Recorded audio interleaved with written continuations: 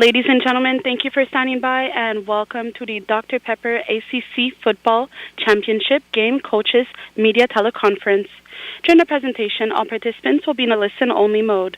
Afterwards, we will conduct a question-and-answer session. At that time, if you have a question, please press the 1 followed by the 4 on your telephone. If at any time during the conference you need to reach an operator, please press *0. As a reminder, this conference is being recorded Sunday, November 26, 2017.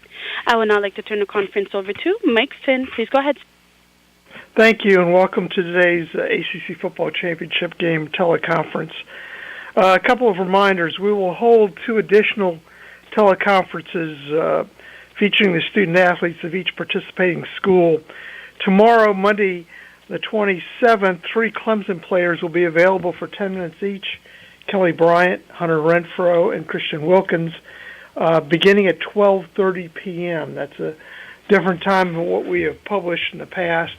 But 12:30 tomorrow for Clemson, and 11:30 on Tuesday for Miami with Malik Rozier, Shaquille Quarterman, and Jaquan Johnson, each available for 10 minutes. The number to access the Clemson call is the same one that you used for today, but tomorrow there is a different number. Please be aware of that. Tuesday will be a different number. Tomorrow is the same number as today. The Tuesday number is 1-800-954-0621. The change again, 1-800-954-0621, and that's for Tuesday's call only. The ACC will also hold a pregame press conference in the Panthers interview room on Friday at Bank of America Stadium in Charlotte. That'll begin at 1 p.m. and we'll have each of the head coaches involved in the game will be available. And one final reminder, if you're a member of the panel voting on this year's All-ACC football team, the deadline for voting is this afternoon by 5 p.m. Please get your vote in by then. And a couple of quick notes. The matchup of number 1 Clemson and number 7 Miami is the highest combined AP ranking in the championship game's 13-year history. Also, ESPN has announced the College Game Day will be in Charlotte this weekend. With that, we welcome Clemson head football coach Dabo Swinney, whose Tigers, the Atlantic Division champions, are ranked first in the nation both by AP and the Amway Coaches Poll. Coach, just a brief opening statement, and then we'll go to questions. Okay, thanks, Mike. Well, first of all, I'd like to congratulate Miami on an unbelievable year. Just a phenomenal season, and Coach Richt has done an amazing job down there. No big shocker there. He's always done a great job, but got a lot of respect for Coach Richt and the job he does, and it's been just incredible to watch what they've done this year. But so we look forward to competing against them. But man, I'm really proud of our team. I mean, we're a team that not many people picked to win the division, much less the league. And our guys have just gotten better as the year has gone on. We've really developed, I think, a good chemistry. We've had a lot of guys step up. I think we've developed some depth, and just really love how we finished. So a great season, 11-1, and we're really excited about representing the Atlantic. And it's going to be an awesome venue in Charlotte. It's good to be back in Charlotte. I know it's going to be a great environment to play the championship game. And, again, we're just looking forward to competing against a great Miami team. And comes down to 4 quarters. And it's an exciting time to have the opportunity to still play one more week. Questions for Coach Swinney? Ladies and gentlemen, if you would like to register a question, please press the 1 followed by the 4 on your telephone. You will hear a 3-tone prompt to acknowledge your request. If your question has been answered and you would like to withdraw your registration, please press the 1 followed by the 3. If you're using a speakerphone, please lift your handset before entering your request. One moment, please, for the first question. Our first question comes from the line of Trevor Groves with CUTiger.com. Please proceed with your question. Hey, Coach. Just wanted to know how you are health-wise after last night. I believe J.D. Davis went out of the game at one point. How is he? Yeah, we'll assess those guys, further in the morning. Just kind of meeting with. They've been in treatment this afternoon, and we'll know a little bit more where we are as we go through the week. But I think everybody should be. I don't see anybody not being able to play this week. The main guy is Trey Lamar. Just kind of evaluating where he is. And you talked about Kelly last night. Obviously, he's a South Carolina guy and has been waiting to play in that game last night for 2 years. Bided his time, and it had to mean a lot to him. But he just showed as much poise as he always had in every other big stage. Did you say anything to him at any point about not pressing, or did you just know that he'd have that ability? I say a lot to him. All the time. We're always coaching and always, trying to encourage and teach and prepare. The biggest thing is just him just continuing to be who he is and execute the offense. Just embrace the moment. Know that you're prepared. But he did a great job for us. He's really been a good leader, and really proud of him. Nobody had more pressure on him than Kelly Bryant coming into the season, and he has led this team to 11-1 and state championship, division championship, and hopefully an ACC championship. Thanks, Coach.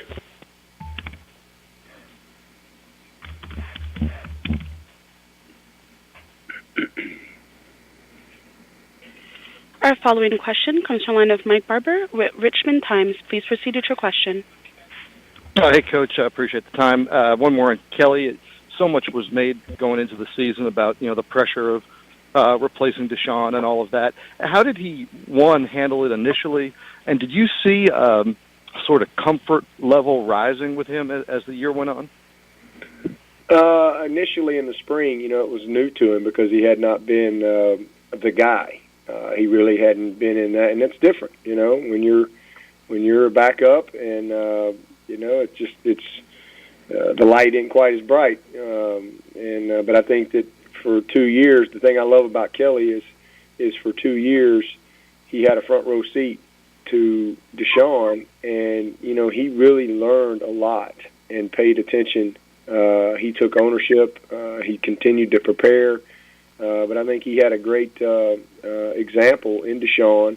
But the other thing with Kelly is I think this spring, he just really realized that, listen, I just need to be the best version of Kelly Bryant. And, don't worry about trying to replace Deshaun. We don't need you to replace Deshaun. We just need you to be the best you can be. That's why we recruited you.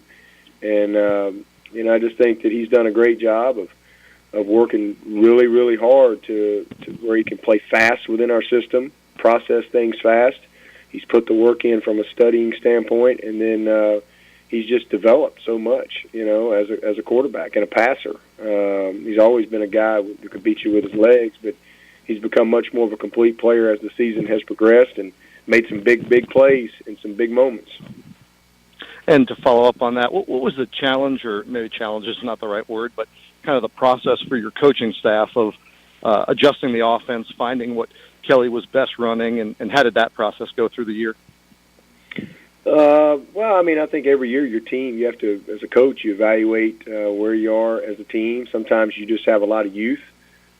Sometimes it's you got a lot of experience back, and so you can, maybe get to another, level of your offense. Kind of like it's kind of like math. Some years you're in algebra, some years you're in calculus. It just depends on kind of the experience factor. But we really haven't changed much of anything. We've been able to run the ball better this year, and I think that that's a credit to our offensive line. We were a very experienced offensive line coming back, and then Kelly is a dynamic runner, a big, strong kid. But we still like to push the ball down the field and do all the same things we've always done. But we get into the course of a game, and we feel like that we have the ability to do what we need to do to win the game each and every week based on how defense plays us. Great. Thank you. Okay. Our following question comes from the line of Andrea Adelson with ESPN.com. Please proceed with your question. Hey, Dabo. I'm not sure how much of Miami you've had a chance to watch yet, but I was hoping for your thoughts and observations on how far this team has come since the last time you all played them. Oh, that's night and day. And the last time we played them, they had a lot of talent, but they just, for whatever reason that day, it just was, just everything kind of went our way. And but they've never been lacking for talent. I just think that listen, give Mark a lot of credit. He's come in there and really pulled it all together and given them a clear identity. They're playing with great energy, great effort. They're impressive. I've seen them a couple times on TV this year, and I've seen them in a couple of crossover tapes where I've been preparing for another team. So know a little bit about them. They look like Miami. When you think about Miami, there's a certain image that pops up in your head, and that's what they look. They're running the ball well. They got a quarterback that's played very well for them all year. They've hit some big plays at critical times. They found ways to win games, and then defensively, they've created a bunch of turnovers. So they've earned it. I mean, it's been a heck of a year for them, and we know it's going to be a big challenge for us. But that's the way it should be. You get in a championship game. Should be good on good, and that's what you got. When Miami hired Mark, did you expect this type of turnaround for the Miami program? No question. Coach Richt's a great coach and has been for forever. He's done an unbelievable job his entire career. I've always had a lot of respect for him and how he handles his business and the type of man he is. He's got a great family, and he loves the players and is a great competitor. There's no question when he got this job. He played there. He's going to have a good understanding of the culture there and so forth. And it's been fun to watch him pull it together. I knew it wouldn't take him long. Thanks, Dabo. Okay. Our following question comes from the line of Eric Boynton with Spartanburg Health Journal. Please proceed with your question. Hi, Dabo. You said yesterday or last night after the game that we've asked you about the polls all year long, and you didn't answer the questions, and they don't matter until now. Obviously, the playoff poll is the one that matters most, but do you still take some stock out of being named number one today by the AP in the coaches poll? Well, to be quite honest with you, it's the first time I've heard that. So, no. The one that matters is that CFP poll, because that's the one that's going to determine your postseason. It's an honor, I guess. I literally, it's the first time I've heard that. But that's great. And again, the CFP poll is the one that really matters this time of year. It's great to have respect of the AP and the coaches and so forth. But at the end of the day, it's the CFP poll that's going to, again, determine, your opportunity postseason. And really all they can do is kind of react to what we do. We really determine it based on how we play at this point. For us, we just got to stay focused on what we can control and just try to play the best 4 quarters of the season. And if we can do that, then, I think, being the ACC champion and 12-1 would give us a seat at the table. So it definitely is important to be in good position going into this last weekend. Is there any kind of extra motivational or even teaching tool you can use this week, just using that, or because you're the defending national champions, that's kind of all out the window and it's not something that even really enters the mindset as you prepare for Miami? Oh, no. These guys, we don't need any of that. They know. It's like I said, it kind of speaks for itself. They know what's at stake, and so does Miami. It's the same opportunity on both sides, I think. I think the winner of this game is going to get a chance for sure to go to the playoff. And, that makes it fun and exciting, and you embrace that. Thank you. Our following question comes from the line of Susan Miller-Degnan with Miami Herald. Please proceed with your question. Hey, Coach. That was kind of part of the question I was going to just ask you about. do you feel like this ACC championship game is more or less an automatic play-in to the 14 playoff? And it's not necessarily that, and should it be as far as conference champions go? I think that, every year depends on kind of what's going on. I think if we were both 8-4, then I wouldn't necessarily think that it's an automatic play-in. But I think where we are right now, season we've had, season Miami has had, I don't think there's any question that the winner of this league, this is a very difficult league, a very difficult league. And just saw a thing today. I think the ACC's 13-3 versus the SEC in the rivalry games over the last 3 years. That's what we play against week in and week out. There's a lot of teams going to be going to bowl games from this league once again, and so I don't think there's any question with the year Miami's had and we've had. The winner of this league is definitely going to be in the playoff, and deservedly so.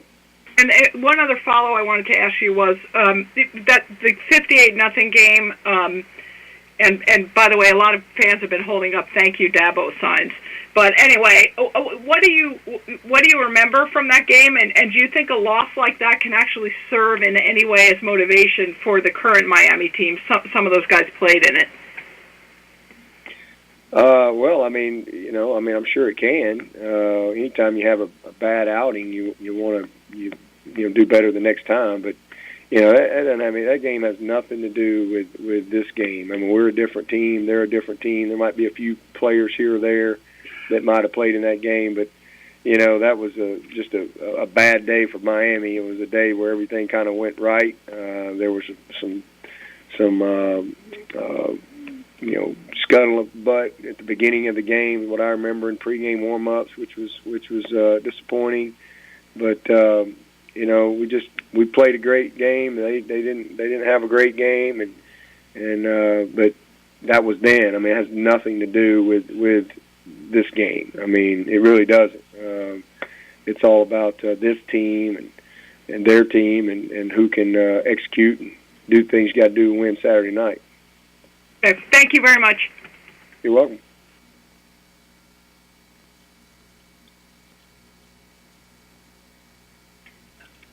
Our following question comes from the line of Anna Hickey with 247 Sports. Please proceed with your question. Hi, Dabo. Is Travis Etienne nursing an injury from yesterday? He was a little banged up, but don't think anything too serious. Okay, thanks. And then I know it's still a week out, but what do you think about the status of Lamar and Smith? Chad Smith was back yesterday in last night's game. He was dressed and ready to play, so he's back. Lamar, still not sure on him. Just early in the week, be a day-to-day thing. Thank you. You're welcome. Any more questions for Coach Swinney? Ladies and gentlemen, as a reminder, to register for the question, press the 1 followed by the 4.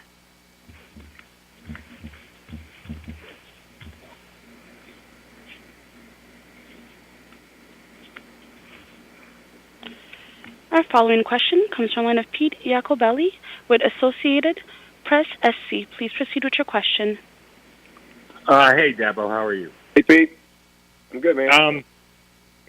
You talked a little bit last night. Obviously, we're all focused on this game Saturday night being, the entrance to the playoff almost. But you've had your guys thinking about every week as a play-in game. I think since Syracuse, it seems like, because I've heard them reference it when talking to them and things like that. Is it easy to get them thinking about, that every game matters week to week to week so early in the season?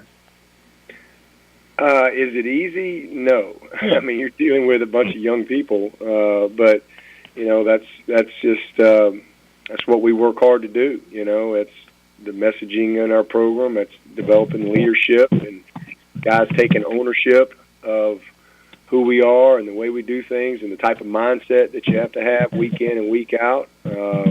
and just kind of the culture of our program. But it's definitely not easy. Thank you. You're welcome. Our following question comes from the line of Eric Spanberg with Charlotte Business Journal. Please proceed with your question.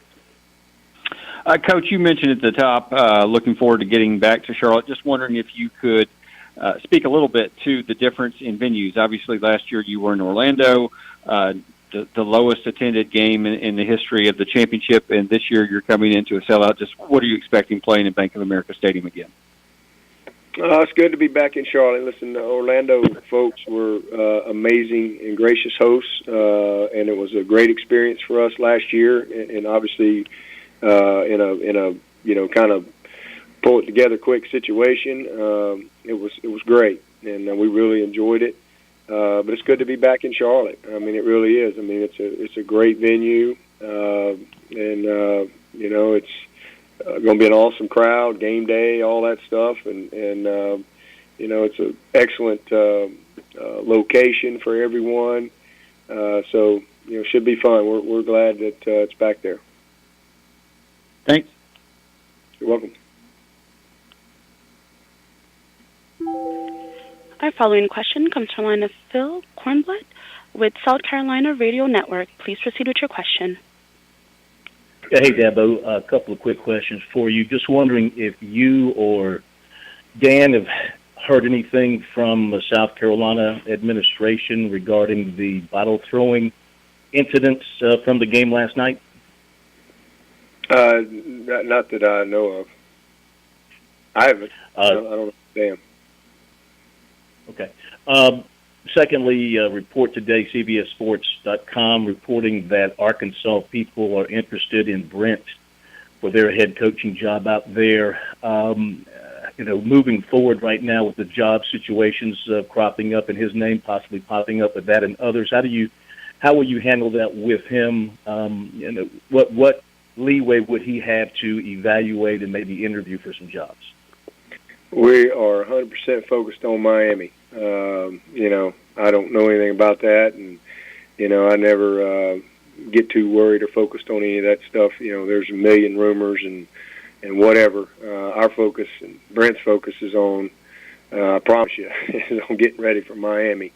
And but I've always had a policy if guys have opportunities somewhere down the road, and that they think's good for them, then that's great. But nobody's sitting around worrying about any of that stuff. Everybody's focused on trying to beat Miami this week, and that's it. Thank you. You're welcome. Our following question comes from the line of Matt Baker with Tampa Bay Times. Please proceed with your question. Hey, Dabo. Obviously, with Miami, everybody kind of focuses on the defense and with the turnover chain and everything else. I'm curious what you've seen on film about the offense and especially Malik Rozier at quarterback. Yeah, like I said earlier, I've seen them a couple times. Haven't really gotten deep into who they are and philosophy and all that. That'll come later tonight and tomorrow. But I've been impressed with them. I mean, first of all, they're running the ball very well. At number 20, I know they had one back get hurt, but that number 24 is a heck of a back. I think he's 24. And quarterback's played very well. He's come up big for them time and time again. They've had some huge plays at critical times. Tight end's a very good player. So I mean, and then they do an excellent job of how they manage their scheme and putting those guys in position to be successful. They got an outstanding little slot receiver, the Barrios kid. You notice him a lot. He's a great return guy too. So they're dynamic, man. They've got great skill, just like you'd think Miami would have, and then defensively they're playing outstanding. So it's been a good combination for them throughout the year. Thank you. You're welcome.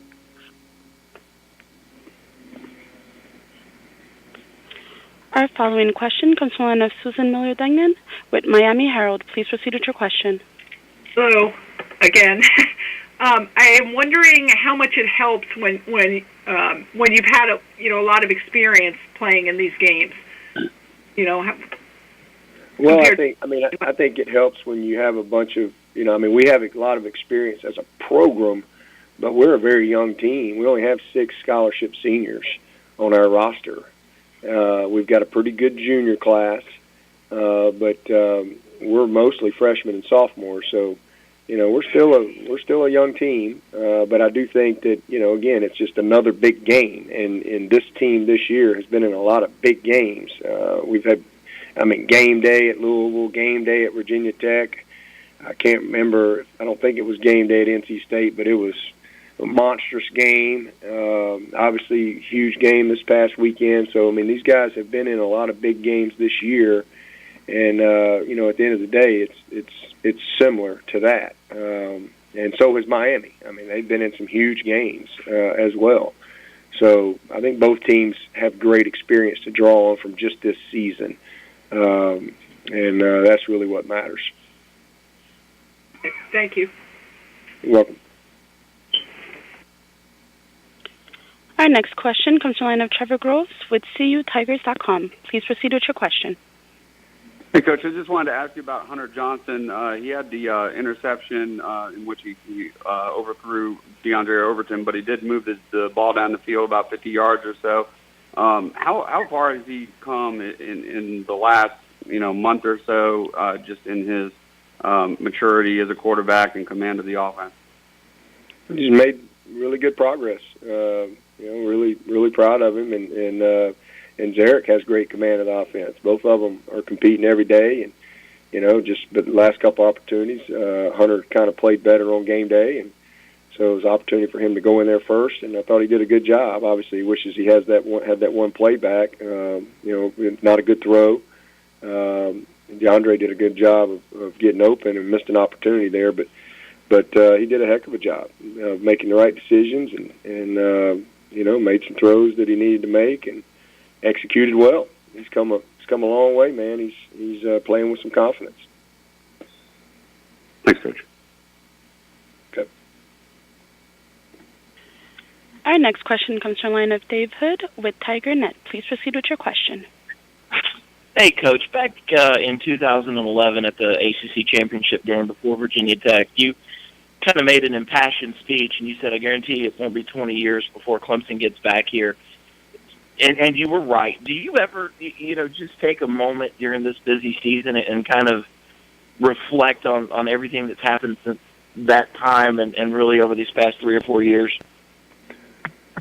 That's kind of more postseason time. I try to every year. I try to really get away and think and reflect and visualize for what's next and all that. But right now, man, I'm just locked in and focused on trying to get ready and play these Hurricanes. That's really it. But we've come a long way, obviously, and I'm proud of our program and our team, and really appreciate a lot of our former players sending me messages and things like that. Those things mean a lot to me, and they all take a lot of pride in where we are as a program. So,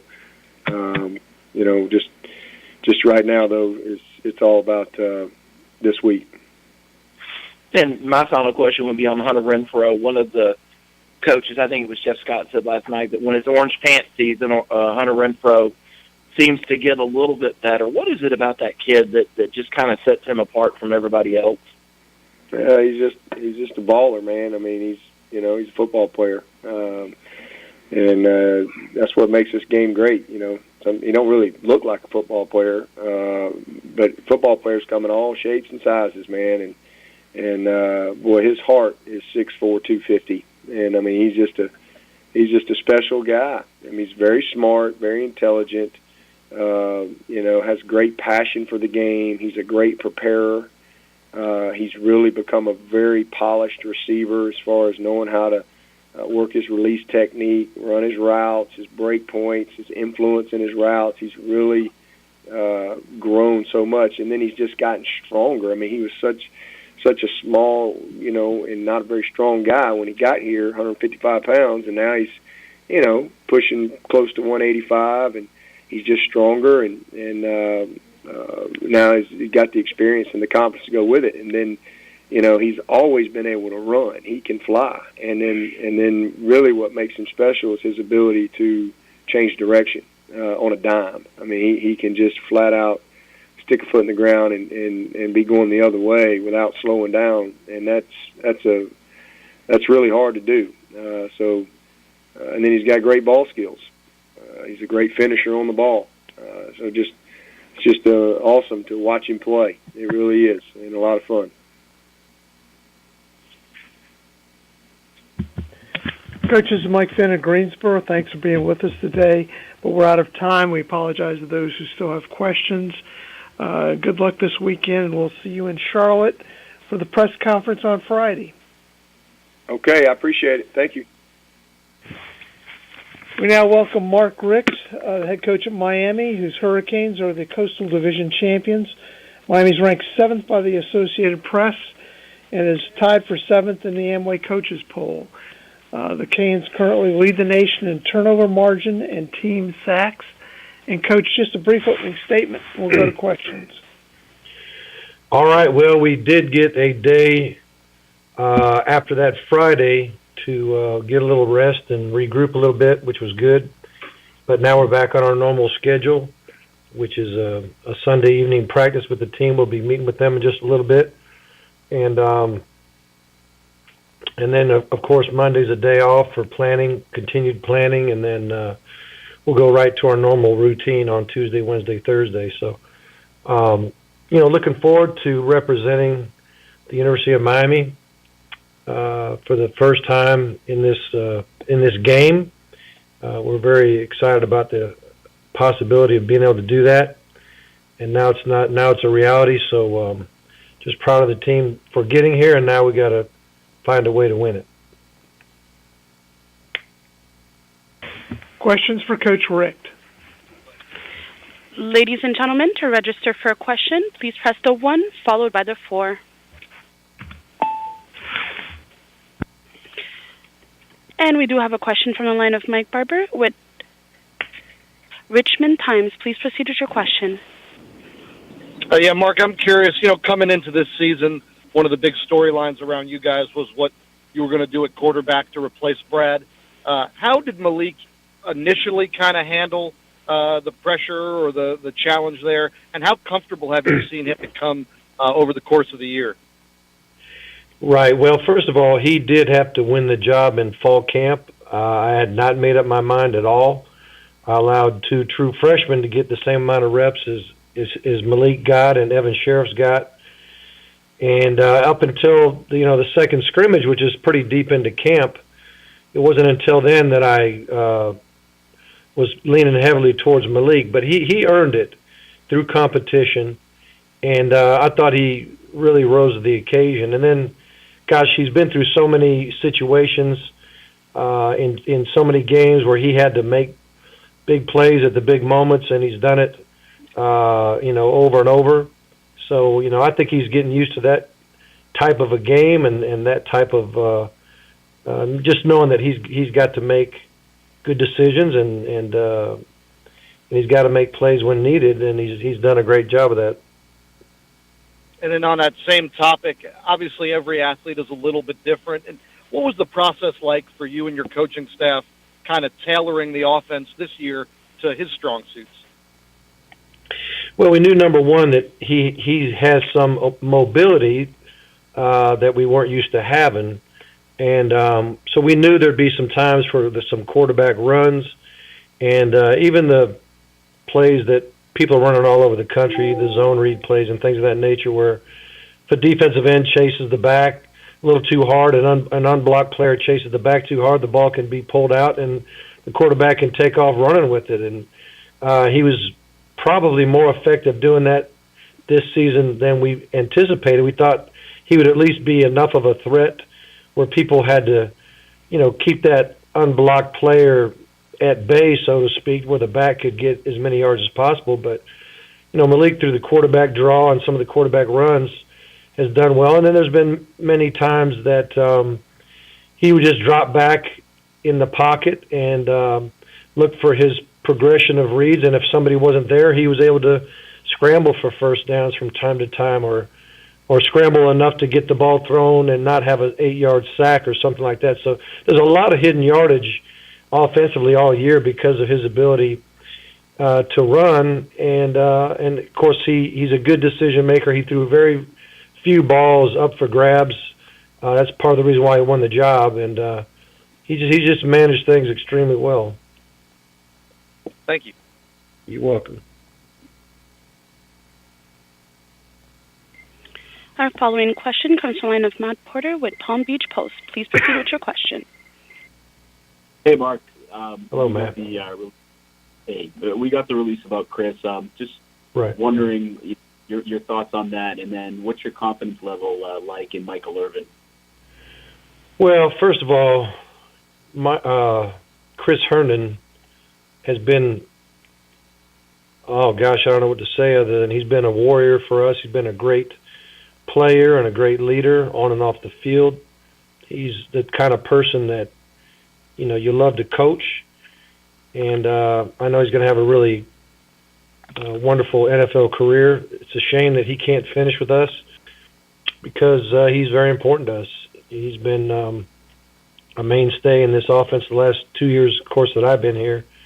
And this year especially, he's been getting the lion's share of all the reps when the tight end's in the game. So I just want to thank him first and foremost, and the staff I know wants to thank him, and I'm sure the fan base wants to thank him for everything he's done for us throughout his career. As far as Michael Irvin Jr., he's a guy that has earned the right to play over this season, and he has gotten better as the season has gone along, quite frankly. And he will play, no doubt. He's a starting tight end right now, and he'll also play some special teams for us. But, he's a guy that I think it's typical when a guy becomes the starter, their level of play tends to go up. It's just human nature that way. And I think he knows when everybody's relying on him even more than they were in the past, it'll help him play even better.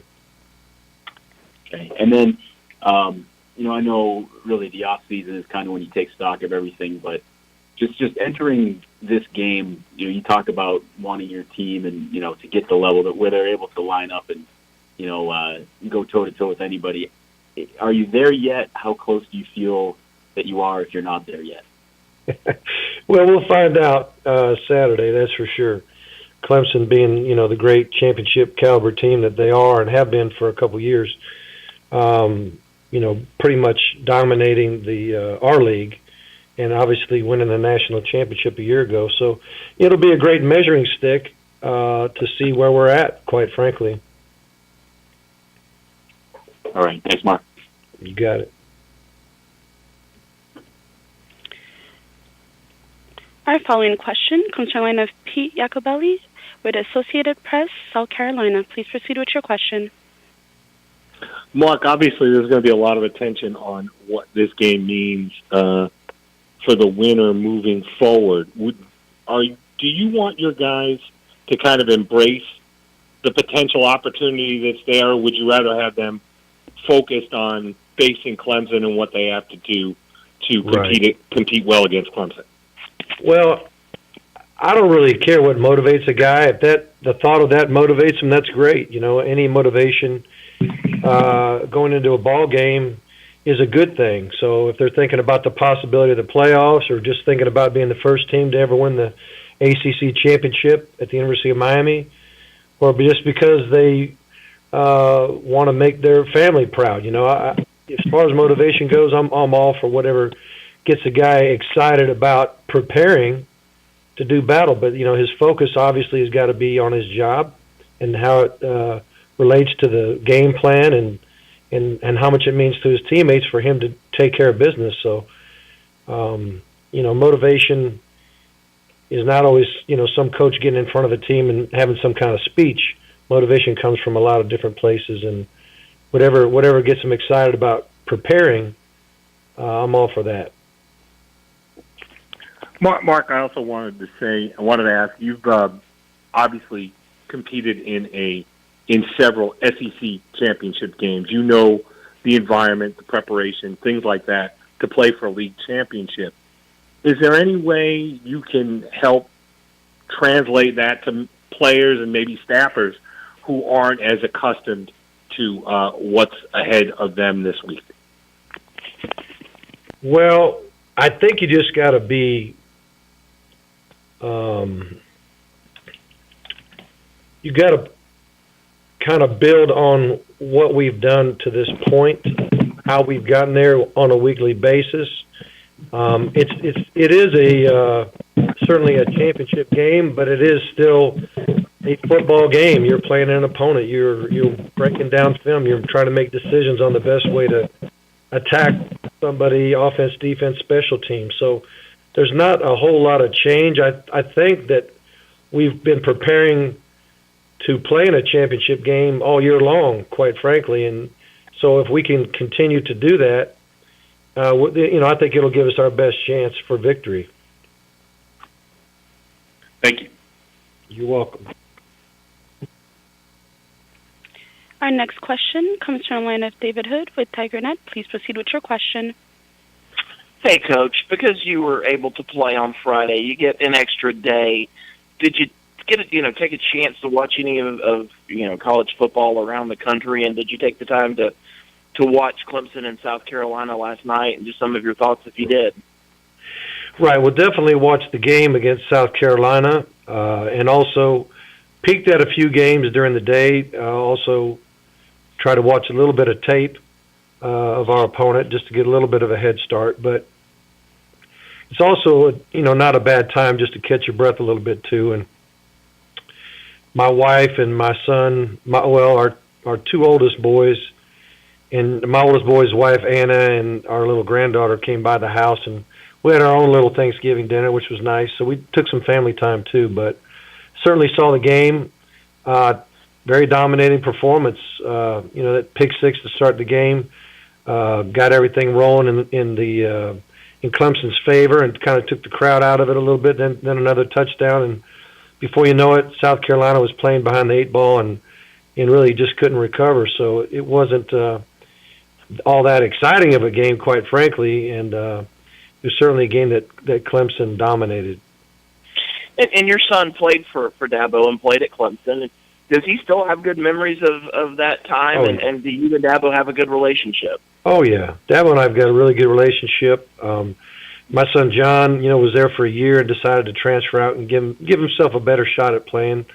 He didn't feel like he was going to get a chance to play a bunch. In quarterback position, as we know, there's only usually just one guy playing. So, he got a chance to play and become a leader and do the things that he wanted to do. And he said he wanted to coach. But, John had no ill will towards Clemson at all. It was just a matter of trying to make a decision to where he just wanted to play. He said, Dad, I want to play and I want to coach when I'm done playing. And that's exactly what he's doing, and turned out to be a blessing for him. But he really enjoyed his time. I actually got to see Clemson, Alabama play in Atlanta the one year that John was on the team, just because I think it was early in the season, and I had a moment to get out of there and be a dad for a second, so that was nice. Thank you, Coach. Got it. Our next question comes from the line of Mark Tracy with New York Times. Please proceed with your question.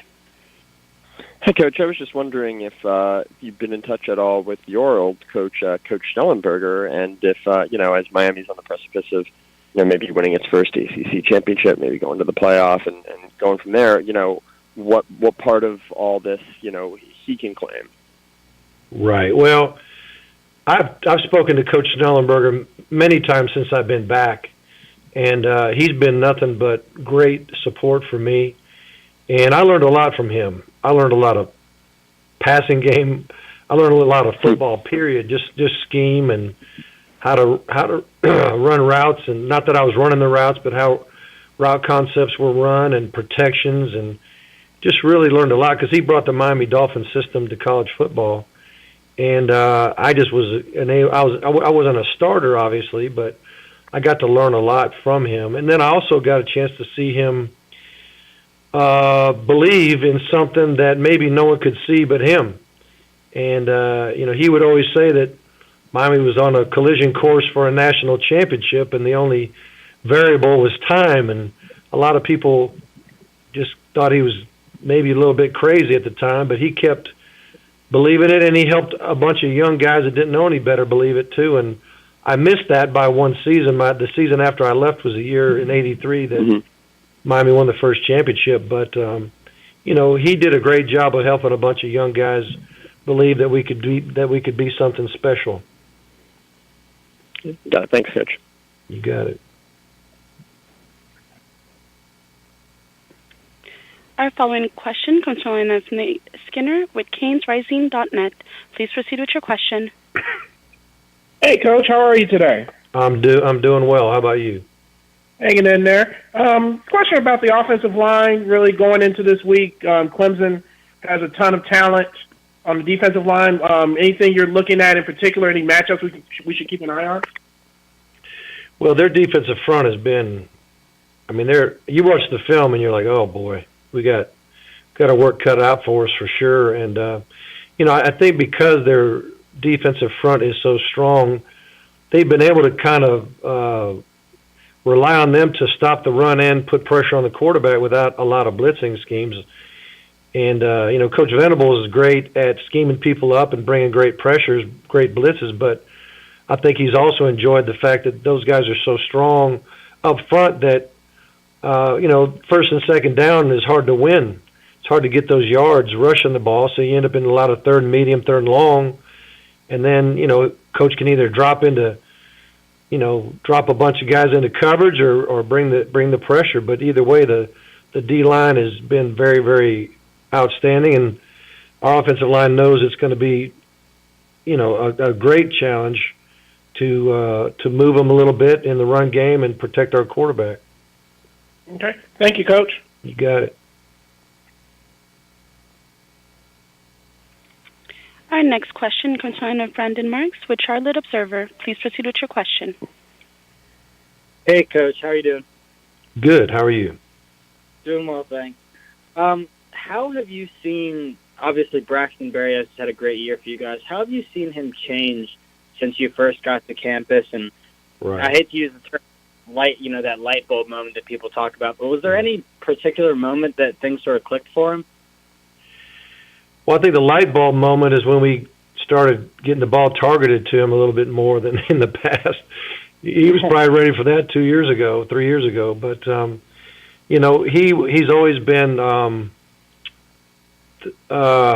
you can't call him a professional because he wasn't getting paid, but he was very professional about how he would go about his business. He's one of the, greatest student athletes in America, and, he's had all A's and 1 B+, that's it. And I think that was from a group project. So, he's just done everything on the field, off the field. He's done wonderful things in community service. And then he shows up to these games, and he became a dominating player for us in some very big games. He took over a couple games and was scoring just about every time we hit the field. So just very impressed with him as a route runner, ball catcher, blocker, and a leader. He's been a great punt return man. He's been covering kicks. He's doing whatever the team needs to win, and just really blessed to have him on this team. And I'm so thankful for him that he's got a chance to show what he can do. Is there anything about him, his reputation as an academic and as a football player aside, is there anything people don't really know about him? Well, he's a tough guy. He's tough in regard to how he'll play when it comes to blocking and things of that nature, even route running, getting off of routes when guys are trying to grab and snatch and all that. But also, everybody's got something that's hurting them. Something's you get banged up when you play as many snaps as he plays, and this deep into the season, and he never complains. He never moans about anything. He might have a bag of ice on a couple body parts when the game's over, but you'd never know during the game anything's bothering him, and I respect that an awful lot as well. Appreciate it. Thanks, Coach. You got it. Our next question comes from the line of Andrea Adelson with ESPN.com. Please proceed with your question. Mark, I know you weren't the coach the last time Miami and Clemson played, but that game set the wheels in motion for you to become the head coach at Miami. Curious if there's any discussion among the players or if that game will come up this week as you prepare for Clemson. Well, you know what, it might. I imagine the guys that were here during that time frame, haven't forgotten how that felt. I'm sure no one wants to feel that again. But I've not mentioned anything to the team about that. And one other thing, if I could, somebody asked Dabo just now whether he felt the winner of this game should go into the playoff. And I was wondering what your thoughts were on that. Oh, I think so. I think whichever team wins the ACC, considering, the body of work of both teams, should be a shoo-in to get in my opinion. Thank you. You got it. Our next question comes from the line of Eric Spanberg with Charlotte Business Journal. Please proceed with your question. Coach, you mentioned earlier that even though it's a championship game, it's still just basically a football game. But you do have game day, you have all this hype, and because of geography, you're likely to be playing in a fairly hostile environment. Just wondering whether you'll address that with the team and what impact you think that might have. Right. Well, we were actually fortunate enough to have that type of atmosphere at our Notre Dame game. Game day came, and it was about as big of a moment as any of our players had been involved in. And I've been in a few of those types of games over my career, but that was about as big as it gets. So it was good to have that experience, I think. And, I think we were underdogs in that one as well. And, but the hostile environment part, our environment in that particular game was our fans being as big of a factor as you could ever hope for a home crowd to be. Now, I think we'll have plenty of Hurricane fans there at this ball game, and I know they'll be loud and proud, and they'll be holding their own when it comes to crowd noise. I'm certain of that. Thank you. You got it. Our next question comes from the line of Phil Kornbluth with South Carolina Radio Network. Please proceed with your question. Yeah, hey, Mark. Yes. With two defenses that stand out in so many ways statistically and lead the nation or high up in the nation in so many critical categories, what do you see offensively in this game? Do you foresee a defensive-dominated game? Oh, man, I don't know. A lot of times you go into a game like this and you're like, it's going to be 10-9, and, I don't know what it's going to be, quite frankly, but defenses score points sometimes, and special teams points happen. It's just so hard to say what will happen in a game like this. But I know it's going to be tough sledding for us offensively against their defense. They do a wonderful job, and it's going to be a battle for sure for us, and hopefully it'll be a battle for offenses, Clemson's offense as well.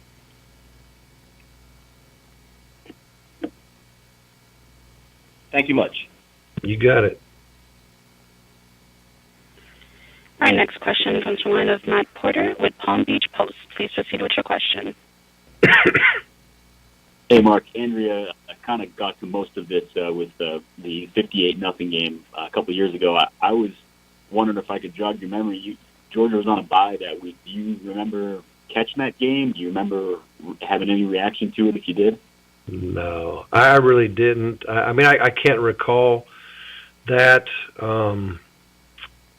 It just. I know I wasn't watching it, so it may not have been on TV. I don't even know the situation, to be honest with you. But it wasn't a good moment for our program. All right, thanks. You got it. Our next question comes from the line of Pete Jacobelli with Associated Press, South Carolina. Please proceed with your question. Mark, I was wondering after Friday's loss if you saw enough signs that a team that hadn't experienced defeat was handling it in a way that you wanted them to. Well, it's hard to say how a team should handle it other than, I don't expect a certain emotion after the game, whether it's being mad or being sad or being whatever. Everybody has an emotion after a game like that, and players, coaches alike. And so the initial reaction by the team really won't shock me one way or another. I've seen it all after games like that. I've seen guys cry. I've seen guys slam things on the wall. I've seen guys just be quiet and listen. And, so I've seen it all. And, but I think what's most important is, being able to regroup and understand that, at least see what we need to do to make corrections. And then what do we got to do moving forward to give us our best chance of success? And I think everybody's doing that. I'm going to find out a little bit more tonight because we did give everybody off yesterday, and we're getting back on schedule here. But, when we left the locker room, I felt like everybody was in a good place. And I listened to some of the interviews of our players with the media, and I thought they did a wonderful job of that. So I think we're in a good place right now. Thank you. You're welcome. Our following question comes from the line of Trevor Groves with CUTigers.com. Please proceed with your question. Hi, Coach. I was also going to ask you about your son John's time at Clemson, but since you covered that, I wonder if you could just compare the football and the ACC after what you've seen in your first 2 years in the conference compared to the SEC. I know that there aren't quite as many large venues, but just the play on the field, how it compares. Yeah, the quality of play. Well, I've only been here 2 years in the league. I was there obviously years ago at Florida State as an assistant coach, but last year I would say the ACC was the best conference in America if you just measure all the ways to measure conferences. And this year I don't see any slack off in that way. I see a lot of great teams top to bottom that can beat one another, and I think it's a very quality league in regard to the coaching staffs that have been brought in, the head coaches and the people they've brought in. It's super high quality football and as good as anybody in America. Thanks, Coach. You're welcome. Our following question comes from the line of Christopher Heidel with Herb FM Sport Radio. Please proceed with your question.